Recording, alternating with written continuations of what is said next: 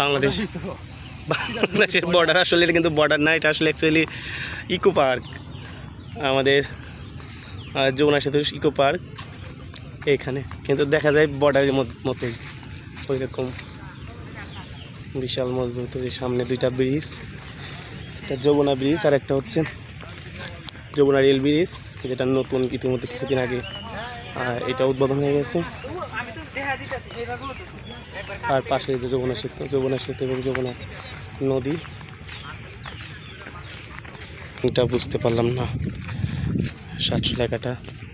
তো এই যে বিস্তৃত যমুনা নদী, আমাদের পাশেই হচ্ছে টাঙ্গাইল জেলা আর এখানে হচ্ছে সিরাজগঞ্জ জেলা। মানে ব্রিজটা এমন জায়গায় হয়েছে, ম্যাক্সিমাম জায়গাটাই পড়ছে হচ্ছে সিরাজগঞ্জের মধ্যে, আর কিছু আংশিক জায়গা পড়েছে আর টাঙ্গাইল জেলার মধ্যে, যার কারণে যমুনা সেতুটা আসলে 2 ভাগে বিভক্ত হয়েছে।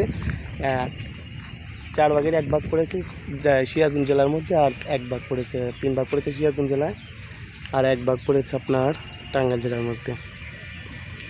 মানে পাশাপাশি 2টা সেতু, এই যে একটা যমুনা রেল সেতু আর একটা হচ্ছে যমুনা সেতু।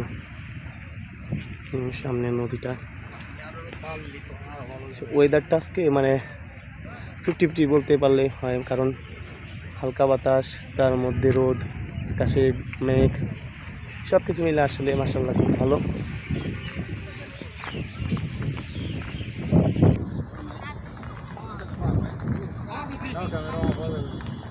কে সব নাই